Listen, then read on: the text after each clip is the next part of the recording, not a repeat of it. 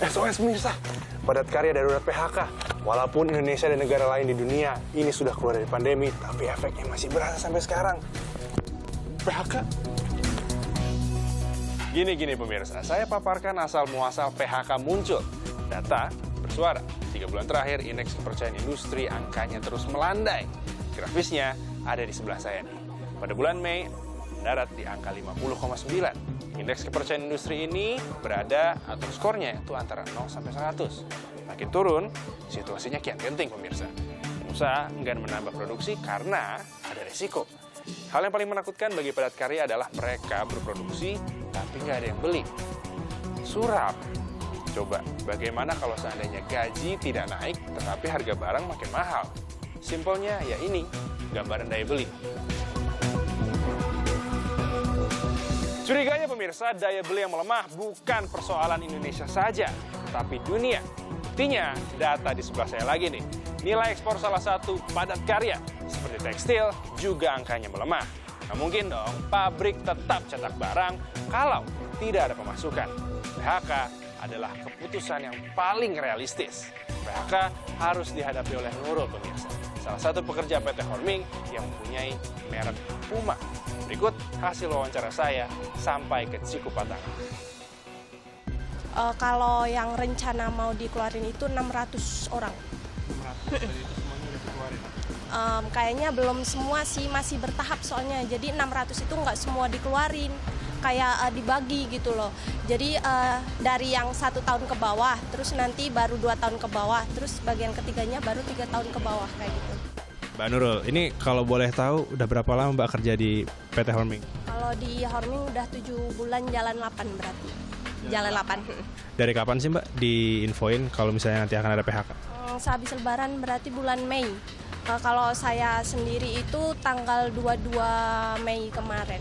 Di sini masih sambil nunggu, kan nggak mungkin kalau mau langsung pulang ya. Soalnya baru 7 bulan kayak nanggung gitu. Jadi sambil nunggu, saya sambil masukin lamaran ke tempat lain. Soalnya dapat kabar juga kalau di sini katanya mau bakal ada dipanggil lagi gitu. Kan siapa tahu rezeki gitu. Sambil nunggu, sambil ngisi waktu luang, sambil masukin lamaran, lowongan ke tempat lain gitu. Bahkan pemirsa, organisasi buruh dunia atau ILO di awal tahun sudah mengingatkan waspadai gelombang PHK. Nyatanya, jumlah pengangguran di Indonesia juga makin bertambah. Kami pakai perbandingan sebelum dan setelah pandemi pemirsa. Februari 2019 ada 6,8 juta pengangguran di Indonesia. Kemudian Februari 2023 angkanya lebih besar, menjadi 7,9 juta orang. Tak berhenti di pengangguran, 3 juta orang lebih juga mendapatkan pengurangan jam kerja. Badai PHK ini juga berimbas ke pengusaha indekos atau kontrakan yang juga sepi penyewa. Kebetulan kita punya kosan tuh yang di situ emang alhamdulillahnya karyawan-karyawan depan ini, karyawan dari Horming ini. Jadi dengan adanya pemutusan ini, yang di atas kebetulan 5 semua kosong kontrakan saya tuh. Iya, bertahap tuh Pak, katanya bertahap yang ini katanya Pak, saya nggak ngontrak lagi Pak, tanya saya udah nggak kerja lagi. Ya udah tuh gitu Pak. Kita dengarkan informasinya karena dia nggak ada order, pabrik juga kan kesian kalau nggak ada order kan dia kan mau gaji mungkin dari mana gaji karyawan kan. Dengar sih, ini kan baru kabar aja ya. Bulan Agustus katanya mau ada order gitu lagi. Harapan saya kemungkinan supaya pulih kembali lah itu perekonomian seperti semula gitu kan. Jadi kita ya bisa alhamdulillah bisa ramai lagi kayak dulu gitu. Derita belum berakhir saudara. ILO juga sudah mengingatkan pertumbuhan lapangan kerja di dunia tahun ini tidak akan lebih dari 1%, alias nggak sampai setengahnya dibandingkan tahun lalu. Saya Yogi Fridianto dan juru kamera Heri Ardi. Business Talk.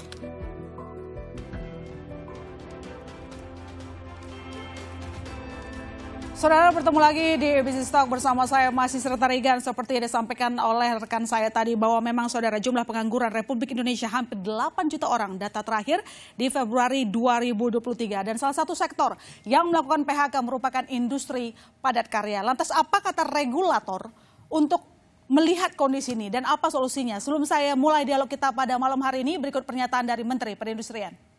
Ada sektor yang terpukul, khususnya tekstil, alas kaki, karena pasar tradisionalnya Eropa sekarang sedang kesulitan. Ya, dan juga kita bisa lihat bahwa karena pasar Eropa sedang kesulitan, sehingga produsen besar dari tekstil, alas kaki yang juga biasanya memasarkan produknya di Eropa, mereka harus mencari tempat lain. Salah satu tempat lain yang mereka cari adalah Indonesia karena kita besar. Dan oleh sebab itu, salah satu upaya yang akan dilakukan dan telah dilakukan oleh pemerintah itu yang disebut dengan lantas. Ya, salah satu faktor yang menyebabkan PHK yakni turunnya permintaan ekspor dari mitra dagang Indonesia, saudara, dan bagaimana kelanjutan dan antisipasi, lalu bagaimana fakta di lapangan. Sudah bergabung bersama kami melalui Zoom ada Pak Fransa Nur, Wakil Menteri Ketenagakerjaan. Selamat malam, Pak Fransa. Malam. Sehat selalu. Apa kabar? Luar biasa baik, semoga Bapak juga sehat selalu di sana dan ya amin. Dan tentu saja saya juga bergabung dengan Pak Anton Jesupit, Ketua Bidang Ketenagakerjaan Asosiasi Pengusaha Indonesia Apindo. Selamat malam Pak Anton. Selamat malam Mbak, my sister. Terima kasih telah bergabung bersama kami. Dan ada Bu Mira Sumirat, Presiden Asosiasi Serikat Pekerja Indonesia Aspek. Selamat malam. Malam Mbak, my sister. Oke, saya langsung ke pertanyaan pertama ke Pak Wamenaker. Data Kemenaker di kuartal 1 2023 ada 13.000 karyawan kena PHK. Ini yang masih tercatat, Pak Wamen. Angka diperkirakan akan terus bertambah. Bagaimana Kemenaker merespon angka yang sudah ada dan mungkin angka tambahan di masa datang? Ya, dalam kondisi sekarang ini memang akan terjadi PHK, ya, tapi mudah-mudahan tidak PHK massal karena memang sekarang ini kondisi dunia sedang bergejolak soal perekonomian. Nah, oleh karena itu kami dari Kementerian Tenaga tetap berkoordinasi dengan instansi ketenagakerjaan untuk menugaskan mediator kita, ya, sebagai bentuk PHI, ya, hubungan industrial yang berada di seluruh Indonesia untuk memberikan pembinaan kepada pengusaha agar melakukan upaya yang semaksimal mungkin dalam mencegah PHK tersebut. Langkah-langkahnya ya efisiensi terhadap biaya produksi mungkin pertama. Nah, yang kedua mengurangi upah pekerja atau buruh di tingkat manajerial, ya, Mbak My Sister. Bukan semua tapi di tingkat manajerial. Kemudian mengurangi waktu kerja lembur, terus menawarkan kesempatan pensiun dini, ya, bagi pekerja yang sudah memenuhi syarat. Jadi kalau sudah memenuhi syarat dikasih kesempatan mau nggak dia pensiun dini. Kemudian merumahkan sementara waktu pekerja atau buruh secara bergantian. Nah, sistem ini kita coba tawarkan kepada pengusaha dan serikat pekerja ataupun buruh. Nah, terus untuk mengantisipasi PHK di sektor padat karya yang berorientasi ekspor. Jadi kita industri yang ekspor di bidang padat karya, kita sudah menerbitkan Permen nomor 5 tahun 2023. Nah, permen ini kontroversi tadinya, tapi memang permen ini dibuat sebagai suatu antisipasi terhadap ekspor atau perusahaan yang mengekspor dari bidang padat karya. Nah, ini hanya kita perlukan waktu 6 bulan bisa ditinjau kembali dan bisa diperiksa atau diulang kajiannya, sehingga banyak juga beberapa serikat pekerja dan buruh melakukan demonstrasi ke kementerian, tapi kita sikapi bahwa ini merupakan suatu hal yang wajar, tapi kami juga akan mengevaluasi kalau memang permen ini tidak baik untuk khususnya untuk para buruh. Tapi kita menjaga permen ini keluar untuk menjaga antara pengusaha dan buruh yang ada. Ini artinya memang sudah diskusi dengan pelaku usaha bahwa yang namanya PHK pilihan terakhir begitu. Sebelum saya ke Bu Mira, saya ke Pak Anton dulu. Satu poin bahwa tadi Pak Menteri mengatakan faktor terjadinya PHK karena lesunya permintaan ekspor. Apakah memang benar itu saja atau sebenarnya memang itu strategi bisnis dari pengusaha untuk melakukan efisiensi, Pak Anton? Mbak, my sister, saya kira masalah ini kan kita sudah bicarakan dari tahun lalu. Tahun lalu sudah mengantisipasi dan kebetulan kita bertiga, Pak Wamen, Mbak Ibu Mira dan sama saya. Jadi bukan strategi karena perusahaan itu ingin mem-PHK-kan dan lain-lain, tapi memang yang real itu order menurun. Nah, saya lebih cenderung ginilah, kita jangan reaktif, tetapi preventif. Yang harus dilakukan bahwa dunia khususnya di garment dan sepatu dan lain-lain ya, itu walaupun mengecil tapi masih ada order. Nah, oleh karena itu yang diharapkan pemerintah dan bersama pelaku bisnis melakukan tindakan proaktif mendatangi buyers agar supaya buyers itu memaintain order yang bisa memenuhi paling tidak yang minimal kita bisa mempertahankan karyawan. Oke, yang selama ini apakah dirasakan regulator sudah lakukan hal itu? Nah, jadi begini, sebenarnya sekali lagi jangan kalau ada masalah PHK atau katakan seperti kasus ini hanya seakan-akan tanggung jawab Kemenaker. Tapi ini kan suatu tim ya, artinya ada Kementerian Perindustrian, Kementerian Perdagangan yang harus juga ikut terlibat karena buyers itu lebih banyak cenderung kepada Kementerian Perdagangan. Karena ini ekspor import. Perindustrian tanggung jawab terhadap industri. Nah, oleh karena itu saya kasih contoh pada waktu zaman jaya-jayanya saja Pak Mahathir Mohamad jadi Perdana Menteri Malaysia, yang namanya Menteri Perdagangan Luar Negeri dan Industri dari Malaysia itu yang dijuluki singa betina ya, Ibu Rafidah Aziz. Setiap tahun itu ke Jepang hanya untuk supaya memaintain relation. Oke, dan itu yang tidak dilakukan oleh regulator Anda lihat sekarang. Nah, ini yang saya kira kurang ya, kurang. Bukan dilakukan tapi kurang. Apalagi mendekati pemilu ini kan semua pada sibuk. Nah, tetapi ya bagaimana ini kan harus berjalan terus sebab jangan lupa bukan hanya Indonesia yang menginginkan order itu turun. Yang mempertahankan itu seperti katakanlah Vietnam, termasuk di China sendiri, dan muncul negara-negara baru. India, Bangladesh, Kamboja, dan lain-lain.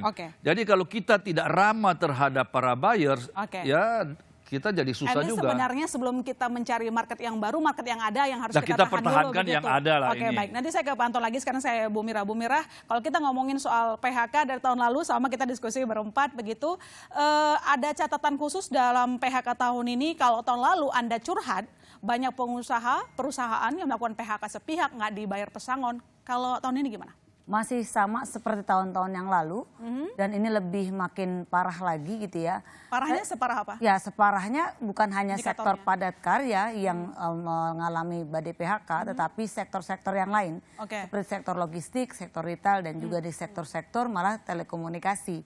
Lalu yang kedua, gini, saya sepakat dengan apa yang disampaikan Pak Anton. Tumben kita sepakat ya Pak Anton.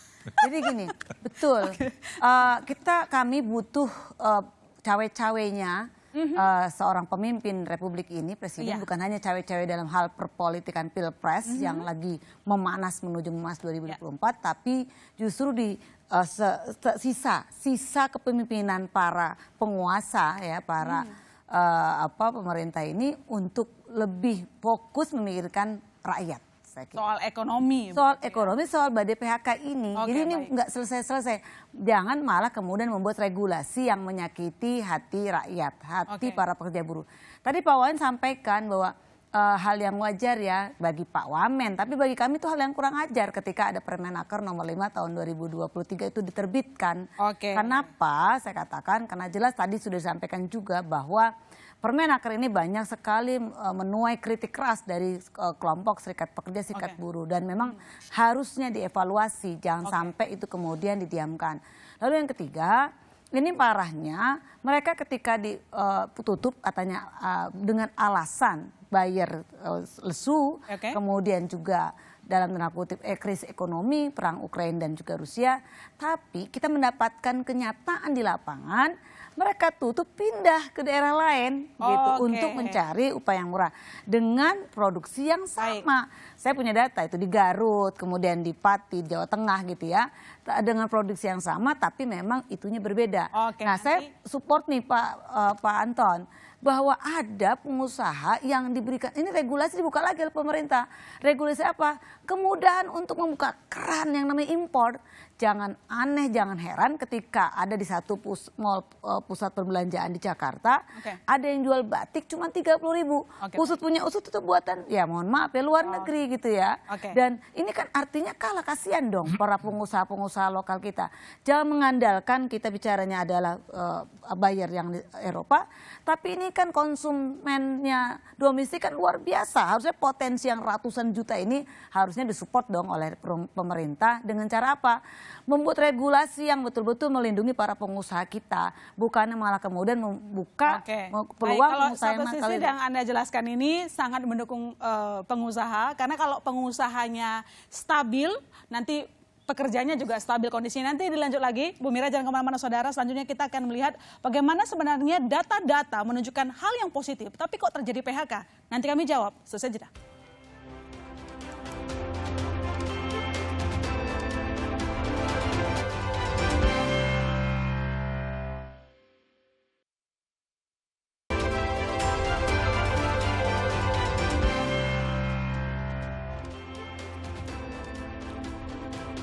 Kita lanjutkan diskusi kita malam ini untuk menjawab permintaan dari Pak Wamenaker tadi. Saya ke Pak Anton dulu. Tadi disebutkan bahwa kalau bisa pengusaha jangan jadikan PHK menjadi opsi yang utama, tetapi melakukan efisiensi dan segala macam.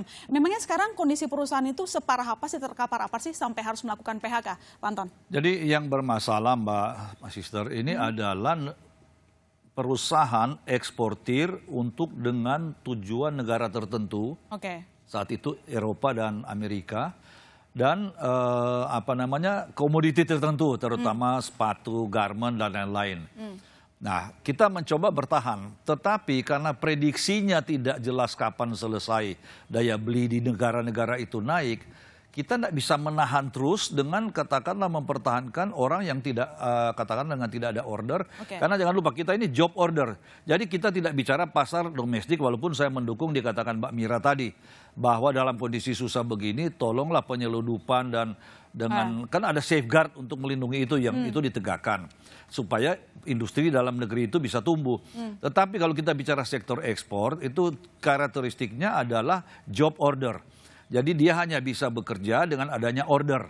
Karena untuk develop merek sendiri itu juga tidak gampang. Nah, oleh karena itu kalau memang tidak ada order, ini bukan akal-akalan Mbak Mira, ini saya selalu membantah ya. Itu memang job order cirinya seperti itu. Jadi kalau tidak ada order, ya pasti daya tahan kita kan cuma sekian lama. Nah kalau ini kita gambarkan, ini ceritakan dari tahun lalu sebenarnya, pertengahan tahun lalu. Itu sudah katakanlah sudah 8 bulan atau 9 bulan ya. Itu mana kuat dia tahan terus. Jadi bukan akal-akalan tetapi memang tidak sanggup. Karena kalau dia pertahankan, katakanlah bayar yang dirumahkan. Dirumahkan kan mesti bayar juga. Tetapi pada satu saat juga harus PHK. Daripada menunggu ya lebih baik kan saat ini. Anda mau mengatakan bahwa memang banyak perusahaan yang sudah tidak bisa menanggung. Tidak sanggup, gitu, bukan tidak mau mempertahankan. Bu Mira ada gini. Kalau solusi yang ditawarkan oleh Pak Wamen tadi, saya setuju. Harusnya ada solusi-solusi tadi untuk mengurai upah yang level-level manajer, efisiensi bagi perusahaan tersebut. Saya setuju. Cuman kenyataan di lapangan tidak semanis itu. Kenyataan di lapangan ketika di PHK banyak juga teman-temannya Pak Anton ini yang tidak memberikan uang pesangon. PHK benar gitu nggak Pak Anton? Gitu. Nah, tapi gini Pak Anton, kalau dikatakan ini nggak sesuai kenyataan saya bicara adalah kenyataan dan data. Yang tadi saya sampaikan, saya salah satu contoh deh, di Garut ada. Ini PT-nya di KBN Cakung, garment terkenal. Kemudian dia pindah ke Garut, pura-pura ditutup lah itu PT-nya di Cakung. Di Garut buka dengan produksi yang sama gitu loh, tetapi namanya berbeda. Dan tujuan ekspornya masih buka yaitu Amerika. Pak Anton Anda tahu. Saya kira dua hal ya. Pertama untuk pindah tidak gampang Mbak Mesis. Tapi kenyataannya gitu Pak. Begini deh, berpindah itu puluhan miliar atau ratusan miliar pindah kan tidak seketika. Tapi kalau namanya tidak ada order, mau pindah di mana pun tidak ada order. Kedua, kalau bicara tidak bayar pesangon itu bukan tanggung jawab kita, tanggung jawab Pak Wamen dan aparatnya. Itu urusan pengawasan Pak Wamen. Jadi harus bertindak. Itu clear. Jadi jangan Pak Wamen gimana? Sudah bertindak belum sejauh ini? Sudah, pengawas kita sedang melakukan pengawasan. Tapi memang tenaga pengawas kita kan terbatas. Tapi perlu diingat Mbak Mira, kami selalu mengatakan kepada SP, konfederasi maupun serikat pekerja yang lain, segera laporkan datanya mana. Oke Mbak Mira 2-3 kali membawa orang ke ruangan saya dengan data akurat. Saya tindak lanjuti apa yang dilaporkan Mbak Mira. Ya, kasus-kasus PHK, alhamdulillah terjadi komunikasi yang baik sehingga negosiasi terjadi kan Mbak Mira. Tapi kalau memang ada, tolong sampaikan ke Kementerian Tenaga Kerja, itu urusan kita. Tapi betul yang disampaikan Pak Anton, ini bukan hanya tanggung jawab Kemenaker. Kemenaker ini dapat getahnya saja nih Pak, ya, dapat ampasnya saja. Tapi ketika dapat untungnya, ya kan, pengusaha tidak berteriak, buruh pun tidak berteriak. Nah, kami ketika terjadi sesuatu, kami diomelin. Nah, syukur-syukur Mbak Mira, perusahaan itu tidak pindah ke luar negeri apa tutup. Kalau masih pindah di negeri Indonesia, saya masih bersyukur. Masalahnya yang buat regulasi. Lagi sanggup membiayai kehidupan para buruh yang ada di wilayah itu. Bu Mira mengkritik soal Permenaker nomor 5 2023 katanya. Bu Mira mengkritik tentang peraturan di Permenaker nomor 5 2023 itu kan? Ya, yang mau disampaikan. Bu Mira, niat kami hanya pada padat karya. Baik. Padat karya itu kan tekstil, pakaian jadi, alas kaki, kulit dan barang kulit, furniture, serta mainan anak-anak. Tidak menyeluruh, tetapi yang demo ke depan lapangan Kemenaker ini yang tidak terdampak. Jadi ini isu-isu politik. Nggak begitu, itu solidaritas, nggak begitu. Pemotongan upah itu pidana. Sampaikan juga ke teman-teman. Nggak begitu Pak membacanya. Terus. Ingat, permen ini akan kita evaluasi tanggal 6 September 2023. Udah dijawab tuh Bu Mira, akan dievaluasi. Pemotongan upah itu pidana. Tapi sementara ini tetap PHK Bu Mira harus berdasarkan kesepakatan. Tidak boleh sendiri-sendiri. Itu perlu diingat. Ya? Sudah ada hukumannya, sudah ada pakemnya. Kalau saya bawa, saya mengapresiasi. Ketika saya bawa anggota kami ke Pak Wamen berhasil. Tapi saya bicara ini bukan hanya pribadi kelompoknya saya sendiri, tapi ada juga teman-teman saya yang tidak memiliki jaringan, yang tidak memiliki komunikasi semudah saya. Maka dari itu saya sampaikan, kan ini solidaritas namanya juga gitu loh. Bu Mira, sebagai wakil menteri yang diperintahkan Presiden membantu kementerian, saya siap kapan saja. Baik. Intinya sekarang komunikasi antar regulator, masyarakat, Bu Mira. Komunikasi regulator, serikat pekerja, pengusaha kita eratkan lagi begitu ya, supaya tidak ada salah paham, debatnya di belakang begitu. Masih banyak yang saya bahas. Tripartit. Benar. Itu harus dibangun. Ya. Pak Wamenaker, kira-kira sekarang yang sudah mencarkan JKP apakah terus membludak? Apalagi kan ini kita lihat data banyak yang mengatakan dulu Bapak juga bilang tahun lalu bahwa gelombang PHK akan berlanjut dari 2023. Artinya kan kita harus antisipasi pencarian JKP gitu ya, akan membludak. Berapa banyak pencarian JKP? Sampai Mei? JKP yang terjadi sekarang ini memang total peserta aktif JKP itu kan kita dapat berdasarkan BPJS Ketenagakerjaan. Jadi total yang aktif itu kan hampir 12.900.000 orang. Total penerimaan manfaatnya itu ada 33 ribuan lebih dengan rincian, ya kan? Nah, manfaat uang tunai itu ada 33 ribu orang. Kemudian akses informasi pasar kerja, ya kan?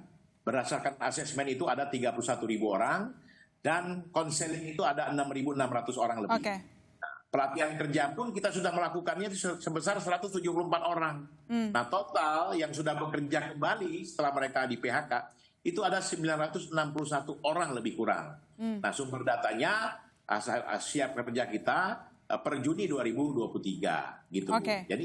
Jadi sementara ini kita selalu membackup asal datanya lengkap di BPJS Ketenagakerjaan. Pak Wamen, meski kita sama-sama tahu bahwa yang namanya pengangguran bukan hanya tanggung jawab dari Kemenaker, tapi karena Anda yang jadi narasumber sekarang, saya mau nanya Pak, dari total 8 juta di bulan Februari datanya pengangguran, apa saja yang sudah dilakukan oleh Kemenaker untuk menyerap mereka agar tidak luntang-lantung jadi pengangguran? Jadi Mbak, kami kan punya, Mbak My Sister, kita kan punya balai-balai pelatihan yang ya tugasnya adalah membuat atau menaikkan skill ya mereka sendiri. Nah, kemudian teman-teman juga kalau memang dibutuhkan di Kementerian Tenaga Kerja ini siap melakukan pelatihan yang memang gunanya untuk menciptakan tenaga yang punya skill. Hasilnya, resultnya apa? Hasilnya ya kita siapkan pelayanan yang baik. Kemudian, sudah ada yang terserap Pak Wamen? Sudah ada yang terserap di data kita, ya. Serapan ini pun memang mereka kita salurkan kembali kepada tempat-tempat mereka bekerja yang memang mempunyai dan membutuhkan. Itu ya totalnya tadi sekitar 961-an orang yang kita punya datanya. Kemudian ke depan ini kita juga sedang menampung. Artinya apa yang disampaikan Bu Mira tadi, ya kami menghimbau Bu Mira punya akses, tentunya punya jaringan. dan saya juga minta kepada teman-teman serikat pekerja untuk membangun komunikasi sehingga data yang kita peroleh itu betul-betul data yang valid dan data yang betul-betul tidak hanya sekedar berita hoax ya. PT mana, perusahaan mana yang mem-PHK-kan. Nah, kemudian kita akan siap untuk melakukan mediasi kepada perusahaan-perusahaan yang ada. Ini kita akan tegas ya. Pertanyaan yang sama akan saya sampaikan juga ke pengusaha dan juga serikat pekerja, upaya pendampingan bagi korban PHK. Jangan kemana-mana saudara, Business Talk masih akan segera kembali.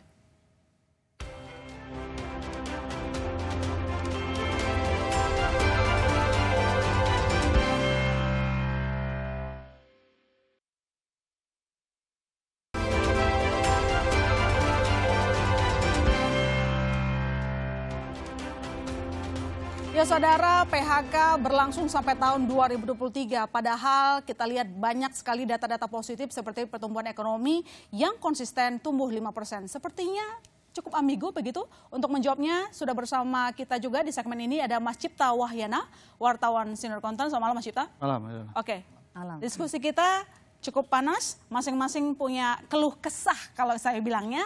Tapi gini Mas, kita lihat bahwa angka pengangguran sebenarnya kan turun ya, kalau kita bandingkan dengan Februari 2022 lah kita katakan. 2023 jadi 7,99, hampir 8 juta. Pertumbuhan ekonomi konsisten 5% kalau kita lihat. Kemudian PMI manufaktur tetap ekspansif meski turun. Bagaimana kita memaknai data ini? Ya, yang pertama soal angka pengangguran. Angka pengangguran ini angka pengangguran nasional dan perlu dicatat ini kan hanya berdasarkan laporan. Nah ini sebenarnya juga menjadi kritik buat pemerintah ya untuk terus update data. Tadi kita di belakang juga ngobrol, misalnya kita bandingkan klaim JHT ya Pak ya, itu tahun lalu 1 juta kan, 1 juta. Memang itu tidak semuanya PHK, tapi sangat mungkin sebagian besar PHK. Jadi data ini perlu untuk terus diupdate supaya responnya juga nanti tepat gitu. Yang kedua terkait pertumbuhan ekonomi, benar memang ada kadang-kadang ada data-data yang membingungkan. Tambah lagi misalnya PNS nih lagi buka 1 juta, lowongan dong. BUMN juga buka 2.000 begitu ya. Tapi begini, angka pertumbuhan ekonomi itu angka pertumbuhan agregat nasional. Nah hati-hati dengan jebakan angka agregat. Karena realnya kita harus memecah lagi, melihat di masing-masing sektornya gimana, kondisinya masing-masing sektor. Bahkan nanti spasialnya gimana, kondisi di masing-masing daerah beda lagi ceritanya. Nah tentu saja soal respon, ya kita selalu bilang kebijakan ekonomi tidak ada one for all. Tidak ada, untuk Indonesia semua nggak ada. Jadi pasti masing-masing sektor perlu dibedah masing-masing. Nah disinilah saya kira tadi kita sudah diskusi, kementerian harus bekerja sama untuk merespon untuk masing-masing industri, ceritanya bisa beda-beda. Kita harus ingat juga pertumbuhan ekonomi bagus itu karena windfall komoditas. Sejak tahun lalu. Dan hati-hati, ini juga sudah menipis windfall ini. Jadi saya khawatir juga jangan-jangan nanti kemudian ada cerita PHK di pertambangan. Karena waktu ketika kemarin naik, mereka ekspansif, merekrut banyak orang. Nah sekarang ini harga udah turun tajam, hati-hati. Nah ini menjadi peringatan juga. Mas Cipta, kita kan udah dari tahun lalu ngomongin soal PHK ini. Concern kita sama di sini, tapi masih berlanjut. Apakah redaksi melihat bahwa pemerintah itu kurang gercep kita sebutnya? Kalau kata bahasa Pak Anton tadi, reaktif, nggak preventif gitu. Ya itu memang tadi Pak Anton sebenarnya kondisi-kondisi real sudah diceritakan ya di lapangan begitu ya. Memang ya kita berharap misalnya ganti menteri dan sebagainya tidak sekedar ganti saja, ganti atau apalagi kalau lebih ke politis ya, tapi real kerjasama. Contoh ya memang Menaker harus kerja terus dengan kerjasama terus, karena Menaker memang di ujung ya, Menaker. Tapi memang tanggung jawab penciptaan lapangan kerja juga di sini dengan Kementerian Perdagangan, Perindustrian dan Pendidikan juga itu harus terus-menerus saling bergandengan supaya kata kunci dari Pak Anton tadi menarik, antisipatif. Antisipatif, baik. Jadi bukan reaktif. Baik, saya ke Pak Anton dan Bu Mirah. Masalahnya sama, kita tidak bisa tampikan ini loh yang terjadi, buruk begitu ya di dunia usaha. Tapi begini supaya kita memandangnya juga ke depan, tidak bergantung misalnya regulator saja. Kalau dari pengusaha, inovasi apa yang sudah dilakukan untuk mengurangi penambahan PHK? Kalau dari Bu Mirah, apakah sudah ada pendampingan bagi korban PHK sampai mereka bisa mendapatkan hak-haknya? Mungkin dari Pak Anton dulu, baru Bu Mirah. Mbak Sister, kalau boleh, sebelum menjawab inti pertanyaan Mas Cipta, kita ini seringkali confused dengan data pengangguran yang tidak sampai 10 juta orang. Tapi di satu pihak kalau kita buka sejarah Omnibus Law di awal ya, yang menjadi Undang-Undang Cipta Kerja, referensi pemerintah mengatakan bahwa yang membutuhkan lapangan kerja atau pencari kerja 54,5 juta. Ya saya juga bingung apakah pencari kerja ini pengangguran atau bukan ya. Tapi kan membutuhkan lapangan kerja. Nah karena itu dibutuhkan iklim investasi. Ini sebelum pandemi. Nah oleh karena itu yang kalau dikatakan pendampingan, kita lihat persaingan dunia makin tajam.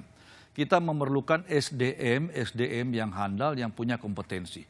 Sebenarnya Pak Jokowi sudah sangat katakanlah antusias dengan pendidikan dan pelatihan vokasi. Tapi kalau saya lihat sekarang ini belum sinkron di lapangan. Belum, sudah pernah kita diskusikan. Ya kita sudah diskusikan yang lalu ya. Nah kalau itu diberdayakan, artinya nantinya banyak juga buyers akan ke sini karena tertarik dengan SDM dan itu yang mereka lakukan di China. Baik. Nah, kalau kita bisa lakukan seperti itu, tetapi kita memerlukan satu orkestra, bukan hanya pelaku, tetapi baik serikat pekerja yang menjadi counterpart kita di lapangan, dan juga tentunya pemerintah dan masyarakat untuk bersama-sama bahwa kata kunci yang paling penting dari suksesnya sebuah pemerintahan adalah menghapuskan kemiskinan. Dan untuk itu cara yang paling efektif adalah beri lapangan kerja. Ya. Nah kalau itu kita tidak punya, jadi ya menjadi show bisnis saja ini kan. Jadi talk show saja tapi urusan tidak selesai. Masing-masing bicara aja, komplain masing-masing. Tapi sebenarnya kasihan, siapa yang berjuang untuk pencari kerja sekarang? Pak Cipta. Tapi kalau dari pelaku usaha sejauh ini sudah lakukan apa? Ya tentunya masing-masing kita ada yang sudah advance dalam vokasi. Seperti Toyota lakukan itu dan lain-lain. Tapi kita juga tentu mendidik karyawan kita atau calon karyawan kita.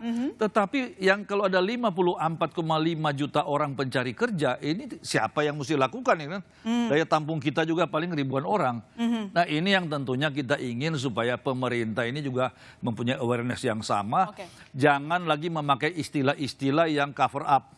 Artinya kalau memang pengangguran dibilang saja pengangguran kan. Jadi lebih clear policy. Ya ini pencari kerja, kemiskinan juga, mutlak miskin, rentan miskin. Nah ini kan jadi membuat rencana kan jadi susah. Ya. Baik. Bu Mira, bagaimana? Ya, sebagai asosiasi supaya nggak cuma orang kan taunya, oh ini kritik mulu. Nah sekarang bisa disampaikan kepada kami upaya pendampingan yang sudah dilakukan sampai mereka mungkin dapat kerja atau mendapatkan hak mereka, korban PHK.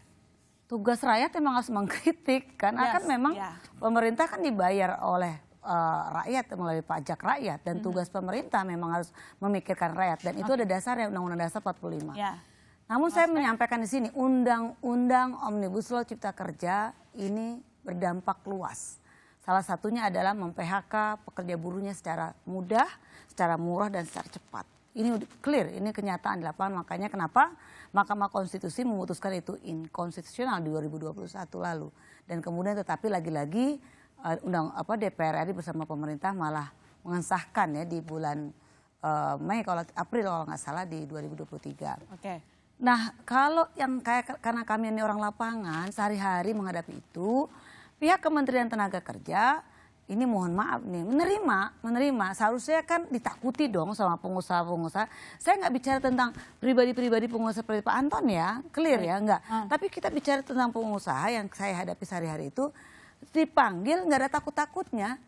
Yang namanya oleh pemerintah, kehadiran pemerintah Kementerian Tenaga Kerja. Ketika disampaikan ini PHK-nya nggak sah, ini harus dipekerjakan kembali, tuh nggak. Di lapangan mereka tetap aja mem-PHK memaksa gitu ya. Contoh terakhir, Rumah Sakit Haji Jakarta. Ini kan terancam nih, ternyata PHK. Dipanggil oleh Kementerian Tenaga Kerja. Sampai sekarang tuh THR-nya masih dibayarkan hanya 25%, upahnya dibayar 50%. Ini bukan hanya itu, banyak sekali gitu ya. Maka dari itu kami meminta kalau lagi-lagi pasti keluhannya kan kekurangan sumber daya manusia di Kementerian Tenaga Kerja. Dan pastinya ujung-ujungnya anggaran ya.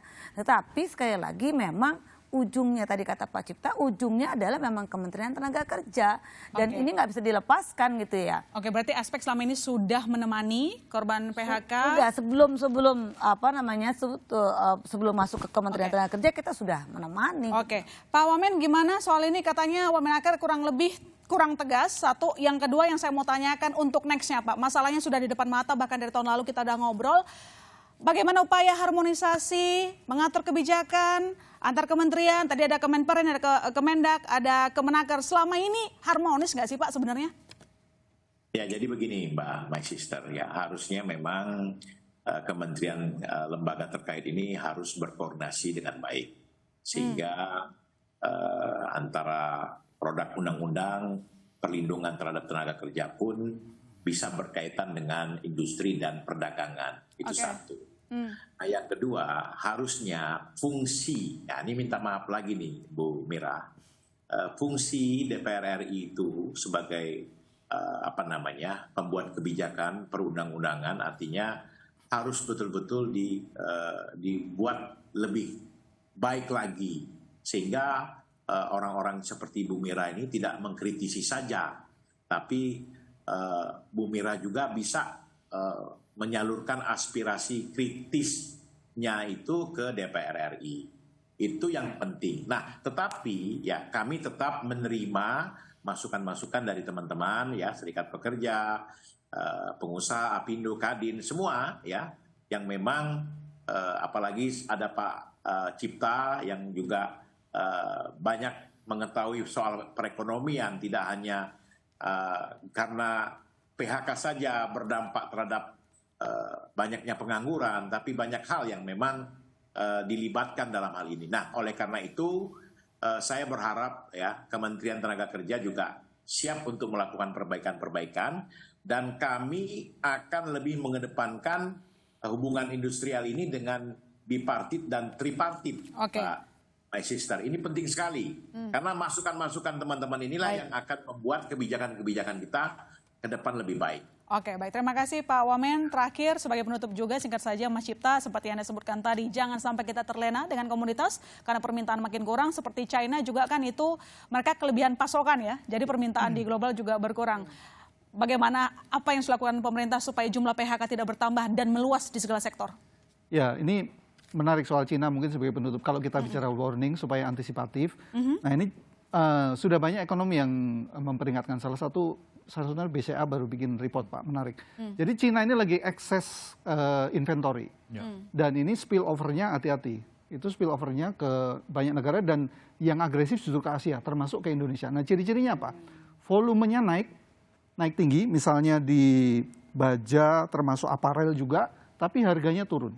Nah, itu karena memang dia clearance, karena memang barangnya sudah banyak sekali ketika COVID, lalu zero policy ya, itu numpuk. Nah, sekarang dijual ke sini. Nah, baja juga begitu, lalu mining juga dia sangat tinggi, sehingga karena pertumbuhan ekonominya tidak sesuai ekspektasi. Nah, ini hati-hati, ini menjadi warning juga, artinya tekstil masih akan berat Pak, dan mungkin merasakan itu spillover itu. Sekarang tadi disebut banyak barang murah kan, dan itu masih akan berlanjut, masih akan panjang sampai istilahnya mereka menjadi normal lagi inventorinya. Nah, itu tentu harus diantisipasi. Belum kita bicara tambang yang kemarin pesta pora.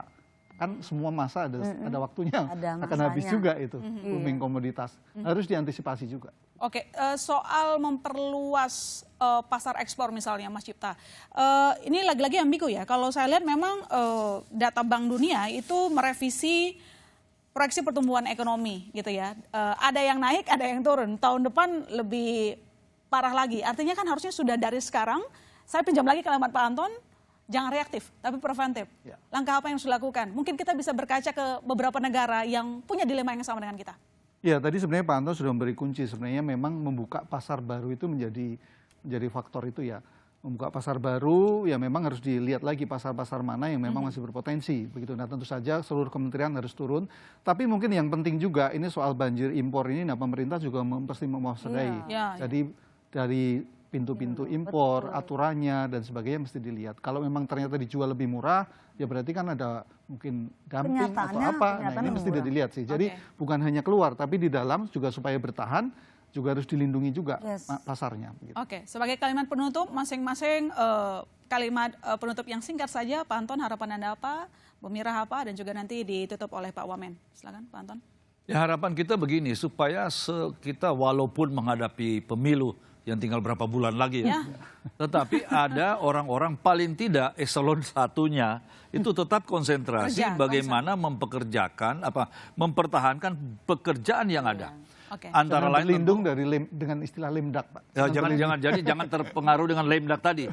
Ya tentunya begini, saya sependapat kita melindungi industri dalam negeri, karena saya ke Mangga 2, celana buat laki yang untuk pakai santai hanya 25.000 atau 30.000, Mbak.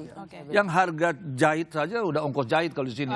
Itu dijual dan itu masuk dari China. Tentunya ya kita harus lihat ilegal atau ilegal. Nah, dan tentunya ekspor ini harus digiatkan karena kita juga butuh devisa. Nah, oleh karena itu para eselon 1 ini syukur kalau menterinya masih ada perhatian serius agar supaya meningkatkan ekspor. Ya, tetaplah penuh perhatian terhadap kondisi yang ada. Bu Mira, singkat saja Bu Mira. Pemerintah bukan hanya cawe-cawe di soal pilpres, tapi harus wajib cawe-cawe di soal kerakyatan. Oke, jaminannya apa Pak Wamen? Singkat saja. Yang jelas kami memperhatikan masukan, kritikan ya kepada semua yang hadir, baik pengusaha dari Apindo maupun dari Kadin dan Serikat Pekerja Buruh ya. Dan tadi menyinggung soal tugas, kami tetap bertanggung jawab sebagai orang yang diberi tugas oleh Presiden di kementerian, dan tentu tugas-tugas ini tetap menjadi beban buat kami, dan tentunya juga sebagai pengambil kebijakan tentunya akan melakukan komunikasi yang baik dengan semua pihak-pihak terkait. Termasuk juga arahan dari Pak Anton soal koordinasi kementerian lembaga tadi akan kita lebih tingkatkan, begitu, Pak. Oke, kita tunggu realisa dan fakta di lapangan, Pak Wamen, itu harapan kita bersama, karena itu tadi pertumbuhan ekonomi kuncinya juga kan soal mengentaskan kemiskinan, salah satunya adalah menciptakan lapangan kerja. Saya ucapkan terima kasih telah bergabung bersama kami, Pak Fresa Nur, Wakil Menteri Ketenagakerjaan. Selamat kembali bertugas, Pak. Sehat selalu di sana. Sama-sama semua, Pak Anton, Bu Mira. Selamat malam, Pak Wamen. Malam, terima kasih. Selalu kompas terdepan untuk Indonesia lebih baik. Amin. Terima kasih. Dan saya juga ucapkan terima kasih ke Pak Anton Jesupet, Ketua Bidang Ketenagakerjaan Asosiasi Pengusaha Indonesia. Terima kasih, Pak Anton. Terima kasih. Semoga kuat segala sektor dan tidak cepat-cepat melakukan PHK, itu harapan kita bersama. Opsi terakhir, dan tentu juga ada Bu Mira Sumirat, Presiden Asosiasi Serikat Pekerja Indonesia. Terima kasih, Bu Mira. Malam ini agak panas tapi cukup rukun saya lihat. Saya juga ini my friend. Oh, your friend. Oke. Dan Mas Cipta Wayana atas ulasannya, jangan pernah memandang data secara agregat karena itu bisa menjebak begitu. Atas ulasannya terima kasih banyak, dan saudara jangan kemana-mana. Bisnis Talk masih akan segera kembali.